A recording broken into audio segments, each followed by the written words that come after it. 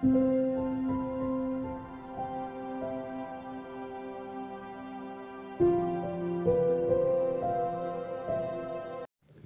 అండి, అందరూ ఎలా ఉన్నారు? Welcome back to my channel Kalpana inspiration hub. ముందుగా అందరికీ హ్యాపీ ఫ్రెండ్షిప్ డే. ఈ రోజుల్లో ఫ్రెండ్షిప్ డే అంటే ఒక 5 రూపాయల ఫ్రెండ్షిప్ బ్యాండ్ కట్టడం, లేకపోతే ఫ్రెండ్ ఒక రోజంతా బయట తిరిగేసి వచ్చాడం అనుకుంటున్నారు. లేదంటే జస్ట్ ఒక మెసేజ్ పాస్ చేసేసిన హ్యాపీ ఫ్రెండ్షిప్ డే అని చెప్పేసి అయిపోతుంది అనుకుంటున్నారు. కానీ నిజమైన ఫ్రెండ్షిప్ అది కాదు కదండి. నిజమైన ఫ్రెండ్షిప్ ఏంటో, ఆ ఫ్రెండ్షిప్ మనం ఎలా నిలబెట్టుకోవాలో ఈ వీడియోలో ఒకసారి మనం చూసేద్దాం. ప్రపంచవ్యాప్తంగా ఫ్రెండ్షిప్ కోసం జరిగిన ఒక సర్వేలో అనుకోనిగా అనాలిసిస్ అయితే బయటపడ్డాయి. అవేంటో మనం తెలుసుకుందాం. 1960లో ఒక వ్యక్తికి 100 మంది ఫ్రెండ్స్ ఉండేవారంట. 1990కి ఒక వ్యక్తికి 50 మందికి పడిపోయింది. అదే 2020 వచ్చేసరికి ఒక వ్యక్తికి 10 మంది ఫ్రెండ్స్ ఉన్నారు. అయితే ఇప్పుడైతే నిజమైన ఫ్రెండ్ అంటే మనం ఎవరిని చూపించలేకపోతున్నాం. సో అలాంటి పర్సంటేజ్ మనం పడిపోవడానికి కారణాలు ఏంటో చూద్దాం. ఒకప్పుడు ఫ్రెండ్స్తో ఎక్కువగా మనం గంటలుగా కొలిది మాట్లాడుకునే వాళ్ళం అండి. అది మొబైల్ రాకముందు. మొబైల్ వచ్చిన తర్వాత కూడా కొంచెం అలా ముఖాముఖిగా కొన్ని రోజులు గడపడం జరిగింది. అయితే ఇప్పుడైతే ఏకంగా అందరూ స్క్రీన్ల పైన ఉండడం వల్ల ఎక్కువగా ఫ్రెండ్స్తో మాట్లాడలేకపోతున్నాం. మాట్లాడిన మనసు విప్పి మాట్లాడే సంఖ్య అనేది తగ్గిపోతుంది అనమాట. సో దీనివల్ల మనకి ఏమవుతుందంటే చాలా వరకు ఫ్రెండ్షిప్ అనే బాండింగ్ కొంచెంగా కట్ అయిపోతుంది.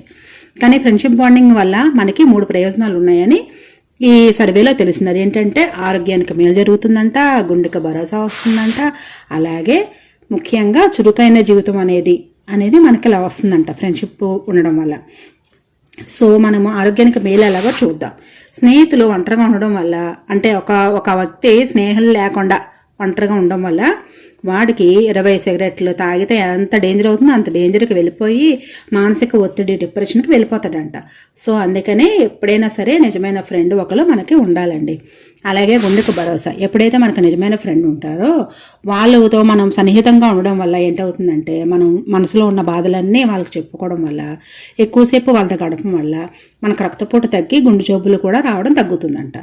సో అందుకని మనం ఫ్రెండ్స్ అనేది మెయింటైన్ చేయాలి. తర్వాత చురుకైన జీవితం అంటే ఎనర్జెటిక్ లైఫ్ ఎలాగొస్తుందండి?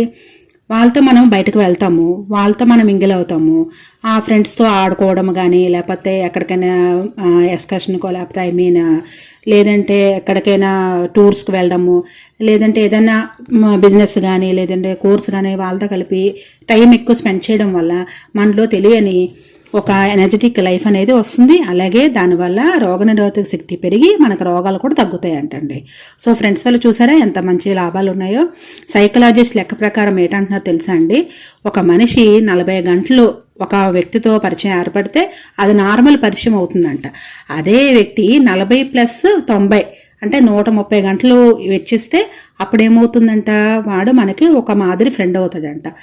అదే ఈ 130+40 170 గంటలు మనం నిజమైన ఒక వ్యక్తితో ఫ్రెండ్షిప్ చేయగలిగితే వాడు మన ప్రాణ స్నేహితుడిగా మారుతాడంటండి. చూసారా అసలు ఈ అనాలిసిస్ ఎంత కొత్తగా ఉన్నాయో.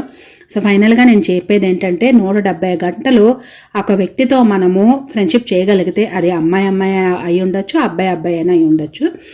సో వాళ్ళ మధ్యన ఫ్రెండ్షిప్ అనేది ఎక్కువగా బాండింగ్ అంటే ప్రాణ స్నేహితుడిగా మనకి అవుతారంట. సో నేను ఫైనల్గా ఏం చెప్తానంటే, ఫ్రెండ్షిప్ అనేది ఇన్స్టెంట్ నూడిల్స్ కాదు కదండి. సో ఊరికే పుట్టుకు కూడా రాదు. సో మనం ఆ సమయం అనేది గడపాలి. ఆ సమయం గడిపి మనం ఫ్రెండ్స్ని అనేది, నిజమైన ఫ్రెండ్స్ని అయితే మనం తెలుసుకోగలగాలి. సో ఈ వీడియో మీకు నచ్చిందని అనుకుంటున్నాను. నెక్స్ట్ ఫ్రెండ్షిప్ డేకి మంచి ప్రాణ స్నేహితుడిని మీరు పొందుతారని అనుకుంటున్నాను. నేను కూడా పొందాలనుకుంటున్నాను. సో ఈ వీడియో మీకు నచ్చిందని అనుకుంటున్నాను. ఈ వీడియోని లైక్ చేసి, షేర్ చేసి నా ఛానల్ని సబ్స్క్రైబ్ చేసుకోండి. Thank you.